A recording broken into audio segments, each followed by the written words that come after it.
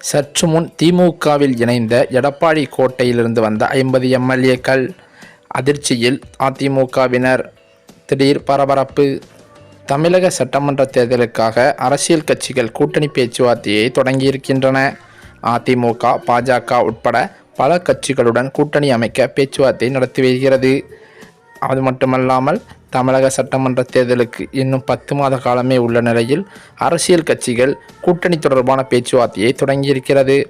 அந்த வகையில் தமிழகத்தில் ஆளுங்கட்சியாக திமுக பலம் வாய்ந்த கூட்டணியாக இருக்கிறது.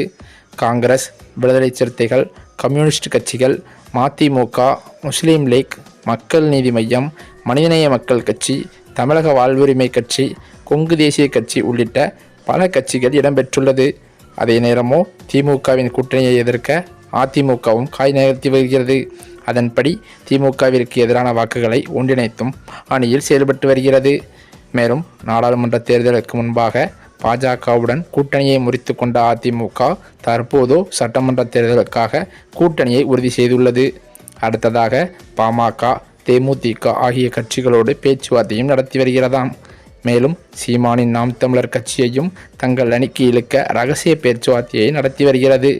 இதேபோல விஜயின் தமிழக வெற்றி கழகத்தையும் கூட்டணியின் இணைக்க திட்டமிடுகிறது.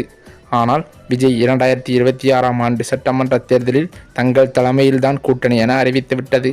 இதனால் மற்ற கட்சிகளோடு இரகசிய பேச்சுவார்த்தை நடத்தி வருகிறது. இந்த சூழ்நிலையில் தமிழக சட்டமன்ற தேர்தலில் 234 தொகுதிகளில் குறைந்தது 170 முதல் 180 தொகுதிகளில் அதிமுக போட்டியிட திட்டமிட்டுள்ளது. மீதமுள்ள 54 தொகுதிகளை கூட்டணி கட்சிகளுக்கு ஒதுக்க இருப்பதாகவும் கூறப்படுகிறது. அந்த வகையில் பாஜகவிற்கு கடந்த சட்டமன்ற தேர்தலில் ஒதுக்கீடு செய்தது போல 20 சட்டமன்ற தொகுதியும் பாமகவிற்கு 23 தொகுதிகளும் ஒதுக்கப்படும் என கூறப்படுகிறது. மேலும் தேமுதிகவிற்கு 10 தொகுதிகள் வரை ஒதுக்கப்படும் எனவும் ஒரு சில சிறிய கட்சிகளுக்கு 5 தொகுதிகள் வரை ஒதுக்க திட்டமிட்டுள்ளதாகவும் தகவல்கள் வெளியாகி வருகின்றன. இதன் காரணத்தினால் இதற்காக பாஜக தரப்பில் குழு அமைக்கப்பட இருப்பதாகவும் தகவல் வெளியாகி இருக்கிறது. ஆனால் அதிமுக தரப்போ இந்த ஆண்டு இறுதி அல்லது அடுத்த ஆண்டு ஜனவரி மாதத்தில் தொகுதி பங்கீடு தொடர்பாக பேச்சுவார்த்தையை தொடங்கலாம் என்றும் எதிர்பார்க்கப்பட்டு வருகிறது.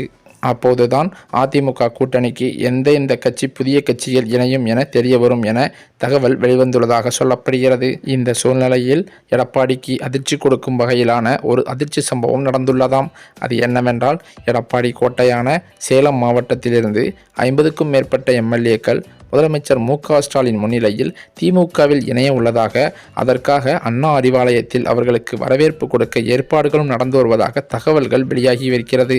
அப்படி அந்த 50க்கும் மேற்பட்ட எம்எல்ஏக்கள் திமுகவில் இணைந்தால் அவர்களுக்கு முக்கிய பதவி ஸ்டாலின் கொடுக்க இருப்பதாகவும் தற்போது வெளியான தகவலால் அதிர்ச்சியான எடப்பாடி பழனிசாமி மட்டுமல்லாமல் அதிமுக தொண்டர்கள் அனைவருமே குழப்பத்தில் இருந்து வருவதாகவும் சொல்லப்படுகிறது.